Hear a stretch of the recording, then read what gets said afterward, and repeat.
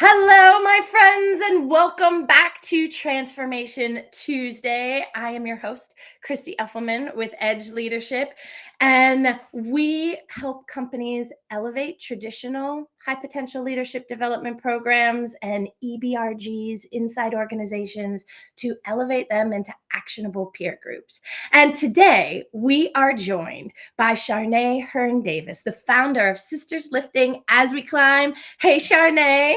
Whose time is it? Good morning, Christy. How are you doing Good today? morning, baby. Good morning. We started these lives, if you have been following us in this little corner of the internet last year, to bring the storytellers from my book, The Peer Revolution, to life. This year, as we stand into our 10th year of business, we are also not only shining a light on storytellers, which Sharnay is in the book if you have read it, but also people that I have met, friends, clients, advocates, mentors, people who have shifted and transformed me in the last 10 years. And Sharnay is one of those persons. My hope in Transformation Tuesday, sometimes it's Transformation Thursday, because that's just the way busy schedules work, is to provide a powerful platform to showcase personal and professional transformations. Mhm. Because, my friends, if they can do it, you can do it. And Yes. so our hope is to provide a bit of inspiration to show you on the inside people challenging the status quo of their lives. And I can't think of anyone who does this better than Sharnay. So with that, my friend, I'm going to sit back and let you introduce yourself to the folks who are joining us today, and folks who are joining us, whether you're joining us live, whether you're watching a recording, drop a note in the comments and say hello. So thank you. And again, good morning, Christy. I'm super excited to be here. It has been a long time coming. And so we talked about your dream to want to launch this platform. You did it. So we're celebrating you. Now that you've been actually launching these and hosting these for over a year already, that is amazing. The peer revolution, you have helped create a revolution, not only in myself, but also everyone now, we could definitely say across the world. So, again, and to celebrate in 10 years. So, I know we said Shark Time talk about Chardonnay. So, one thing that Christy has always coached me into saying is never allow anyone else to tell your story. So Amen. for today's purposes, I am Sharnay Hearn Davis, the founder and now executive director of the Sisters Lifting as We Climb network. We officially became a nonprofit this March. And on Friday, we'll actually be celebrating 8 years of actually doing the work. But along the way, it has been a journey to get to this point. When I became a participant in Edge, it was really that season for me to redefine who I wanted Charnay to be. For that. The blessing of working in government, working in nonprofit, and then being laid off, right? And knowing that a lot of my identity was tied to my work.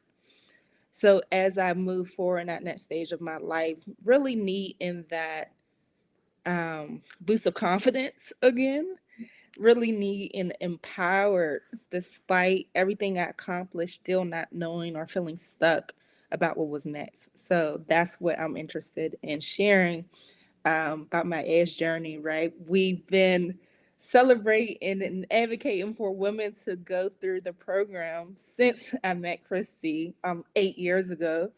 But last year was the first year that I actually participated in the full experience for myself. And it was life changing. When you hear other people say it was life changing, you be like, oh, life changing. That's amazing. But to experience it for yourself. So I am ecstatic to share my experience um, about edge leadership. Mm-mm.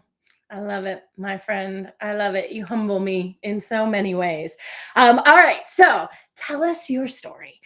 Take us back to the Charnay who, when Sisters Lifting was just a twinkle in your eye, and tell us about your transformation. What shifted personally and professionally, and how? So, yes, I will start from the time period right before starting Edge. So oftentimes when I share my story, I feel like I overshared it because I have been very open to sharing my story on all different type of platforms. If you didn't capture or grab or purchase Realities of Black Women, Dismantling the False Narratives of Black Women in America, a part of the Sister Living as We Climb network, we took 10 women to actually put together to share our stories of how we grew up in the city of Pittsburgh. For me personally, a lot of my work for me again was rooted in from having a family that's been rooted in the church, right? So, and especially African American principles, you take care, it takes a village to raise a child. So, being that helper, servant, thinking about community was always innate in me. So, born and raised in the Hill District. Shout out to my mother because she's probably watching this, Debbie Yes, Hearn. she is. Hi, Uh, Mom. right. So she always, for me, resembled. I never thought of my mother as a single parent, but early on, she had me at a young age. Then she married my father. So again, I never grew up in my mind with a deficit frame. Then fast forward some of my elementary years. Again, I had always had black educators who told me that go after school, right? Education is the key to your success. And then always trying to represent Black excellence, whatever you define Black excellence. So again, that was innate in me. Fast forward, then I went to Slippery Rock University for undergrad for elementary and special education. They told me I needed to start doing student teaching and I needed to do another year in undergrad. And I said, I love y'all. No, you're not getting no more of my time. And I changed my major to social work. Um, when I changed my major from social work, I was blessed to meet, may he rest in soul, one of my mentors, Dr. Herman Jones, who was very stern, but he also still held those same principles that I was getting from my elementary years and early childhood. But he always encouraged me to, again, one of the things I think our conversation today is going to be about, like, dream bigger, right? Right. So I was blessed to do a study abroad in Cameroon for a month where I studied women and gender studies. So a lot of people don't, I don't think I ever really shared that openly, that I got to study women and gender studies in Cameroon and to see the disparities and the differences between African American women and then the African women, and seeing like the women that we saw in Cameroon literally couldn't look at their husbands or the work conditions that they experience. And when I had that experience, I was like 2021. So it always stuck cold to me, but I don't think I really thought about how much it influenced and it never left, right? I wanted to do something to help and to support them, but I couldn't naturally in my own way. Yeah. Um, so fast forward, came back home, young and ambitious. I became a professional volunteer, as a lot of my mentors like to say. If it was anything that came through around supporting and uplifting the African American community, Sharnay was signing up herself to be present. Um, which in a lot of ways that was amazing for me because it helped me grow my network at a rapid speed. There was a season of my life I transitioned from roles probably a year and a half after I, started a new job. Then I was starting another job. And so people started looking at me as here goes this millennial moving to another position. But they didn't know and really realize that every time I moved, my salary was increasing. I was getting blessed with more influence. And I am now in different leadership roles.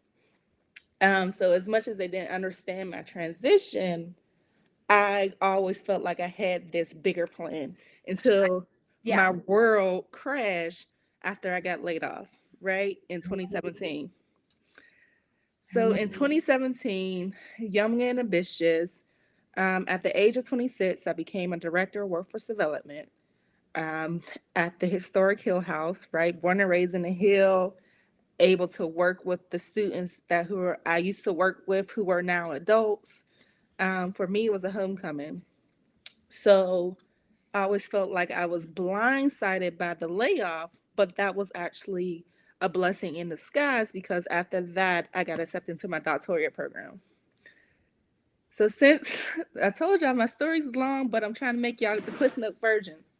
So since Powerful, Sharnay. So because language matters. right, Right? right, Like right, each yes, of these is a different layer. And the image that I have as you're talking is the fabric that was being woven. When I think about, the your quilt, yeah, time abroad, when I think about the shift to social work, when I think about the layoff, and I remember that well, when I think about when you decided to go back to school to get your doctorate, like each of those, part of it was an intentional design on your part, and part of it was surrendering into the path that the world had for you, which is that's way surrender. than it was in your own mind, I think. That surrendering part, right?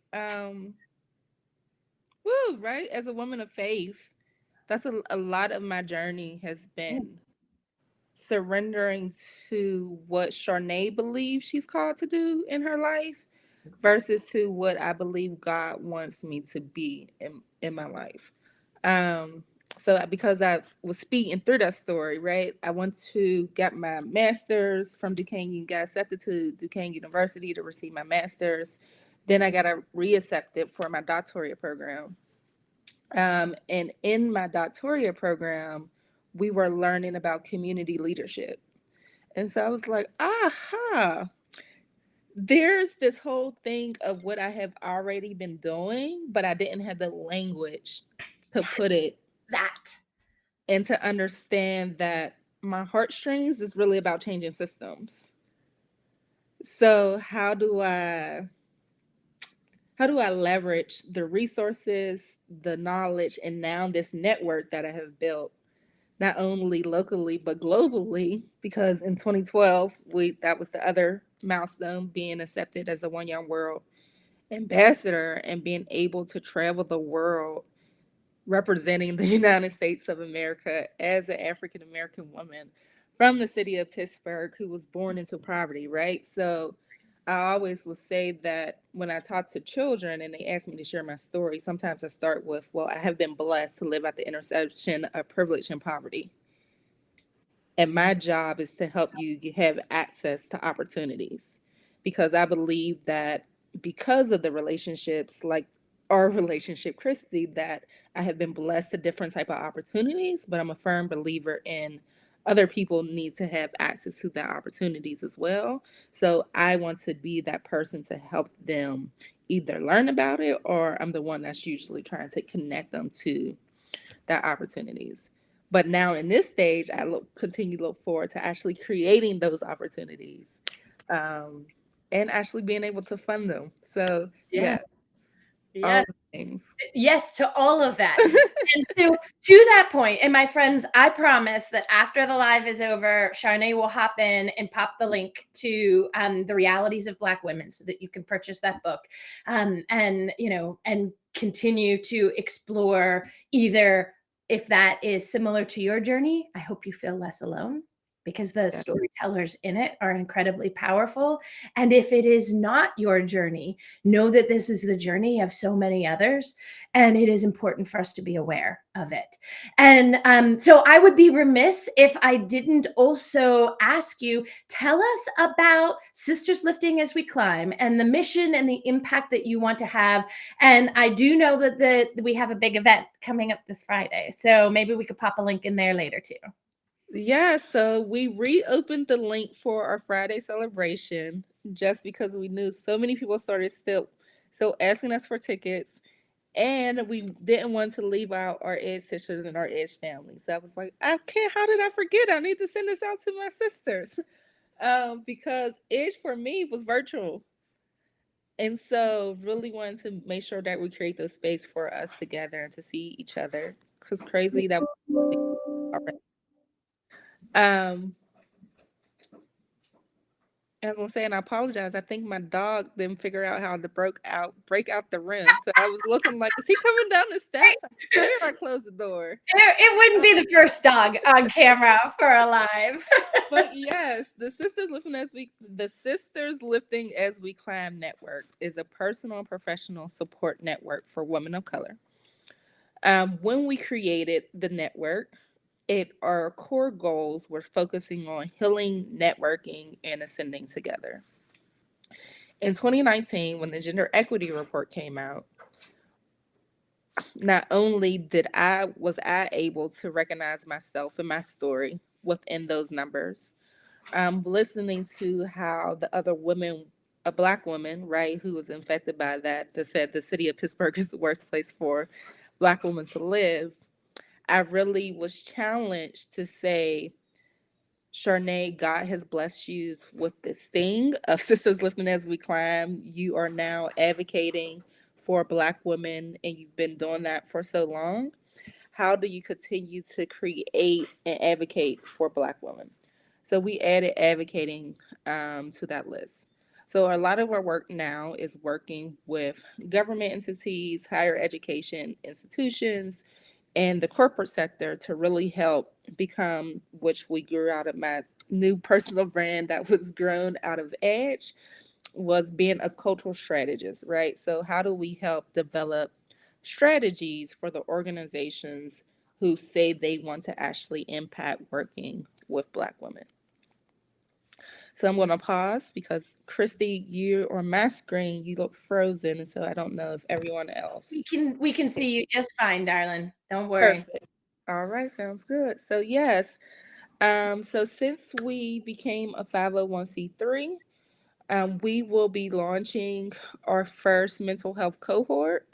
In 2024, we will be working in partnership with Jessica Gurley and Miss Soraya. If you don't know Soraya, she's also goes by Miss Zubi, who's actually online. She has a book or a compilation of books that's called Survival.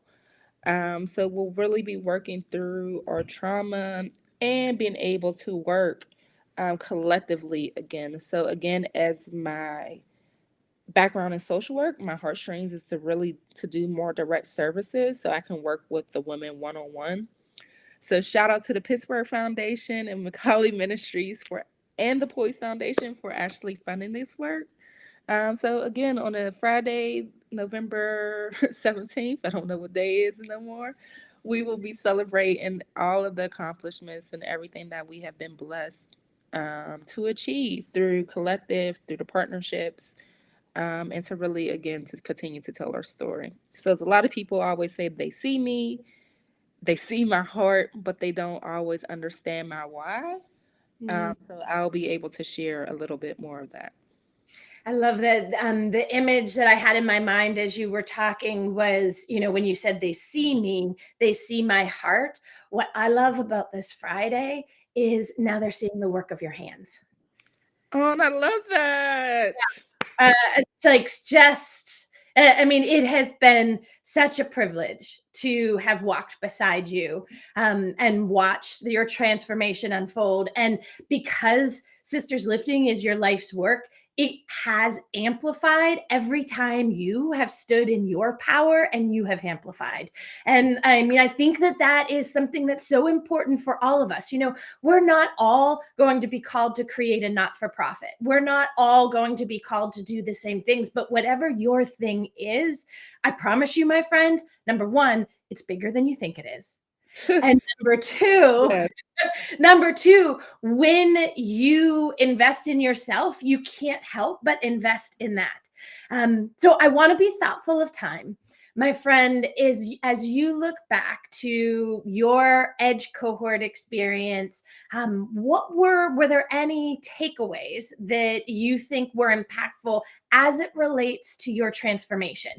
Or maybe a better way of asking the question is, if you had a piece of advice for someone listening right now who is on the edge of their seat and they're like, maybe I'm going to do this big thing. It feels crazy to me. Maybe I'm going to lean into it, but I'm scared. What advice would you tell them? Woo. Um, Two pieces of advice. So again, I think I shared before that myself and Christy has partnered in the past to provide scholarships. I look forward to continue to do that. So if you see us putting out an application or interest form to say apply for the scholarship to go through Edge, apply because again, especially if you are a woman who work in a nonprofit, you get to meet other women from corporate settings, or if you feel like you're just stuck. Oftentimes, I know my sister went through Edge and she was like, I don't think I'm there yet. Meaning that she was more so, there was a lot of more seasoned women, but I think and know that when she hits another milestone in her career, she'll remember the teachings that she experienced in Edge. But for me, I think my biggest takeaway from my experience was the triad coaching, right? One day, shout out to Sister Leslie if she's listening.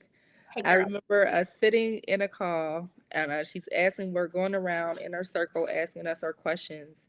And she basically said, so Sharnay, so what I hear is that you like to get in your own way. Call it So, like it is, girl. and for that, it I never was, do that, by for the way. that was, I went to go apply for my 501c3. She was like, you've been doing the things, so why aren't you doing it fully, right? So one of my biggest questions of during that time was again around my income. How do I was doing some community engagement consulting, but how can I actually pay myself to do the work, right? Or you see people who are already doing work similar to you. You know you started a movement, but you're still not getting paid adequately. She was like, you could continue to put that all on other people, right? Like this blame game. But at some point in time, you have to look at within yourself and say, what can you control? There you go. And then the other piece of that, I said two, but I think I just mentioned like three. The other piece of that was because I was really in that stage of redefining myself and really being in a state of reflection, working on a personal branding statements and my one-on-one with you, Christy. I think maybe you said or someone else, but I think it was you.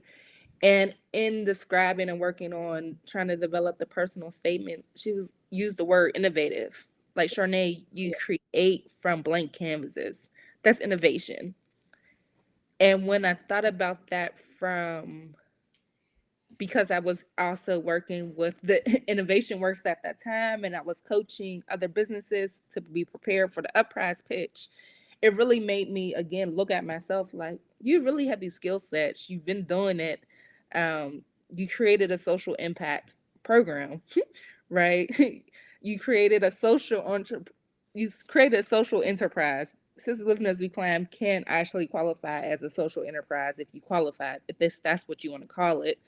You took all of your income, put it back into the network, and continue to grow it, right? Like you have the skill sets, and you got to actually have the confidence that you actually believe in yourself, not in whatever you're growing, but actually believing in yourself. But my three words that I put it in to develop my mantra was to activate strategic action. So anything that I do is trying to activate others to create strategic action, which ultimately led me to saying I'm a cultural strategist. You know, I And I love was that like, I line love so much. that. I love that line so much. It is what you do at your heart. It's who you are. Because, in the words of Brene Brown, who we are is how we lead. Right. And thinking around so many people, right? They want to talk about community engagement, right? We could talk about community engagement all day long, but if you're not really thinking about your intentions behind how you're trying to reach and how you're going to actually sustain that relationship. And so for me, like, I just love and continue to look forward to being people's thought partner. Mm. And really thinking through that strategy is really my heartstrings. It is. It is. Oh my gosh. I hate to close us out, but I know it is time to close out. Before we do, Sharnay, was there anything that you wanted to share that maybe you didn't get to? No, not today. Thank you for asking me, Christy. Thank you again for this time. Um, Now I know I'm peeking on who to see who's on the side. Go and go and live your best life. Myself and Christy definitely before we open, we're able to debrief and say, what does a life well lived for you looks like? And if you're looking for other people to help you identify what that looks like, do not be hesitate to reach out no matter who you are, what your ethnicity is. We are here to support everyone, but especially if you're a woman. We will take that. All right, my friends, what do I want to say to close out? Sharnay talked a lot about being an innovator. And the one thing that I would share around the concept of innovation is that I believe that the birthplace of innovation is vulnerability. Right? We cannot change to make something better until we are willing to step back, take stock, and say, okay, what can I shift? In Sharnay's words, how am I getting in my own way? Can I lean into a peer group, whatever that may look like for you, to have that accountability partner who's going to call you out on whatever it is, who's going to call you forth to be your best self. Now more than ever in our world, we need more leaders willing to challenge the status quo in our lives, personally and professionally, in our companies, in our regions, and in the world. I hope you are leaving here with a nugget or two of inspiration, because I promise you, if Sharnay can do it, you can do it. And I can do it. Yes. So long, everybody. We will see you next month. Thank you for joining us. We were so glad to have you here with us today.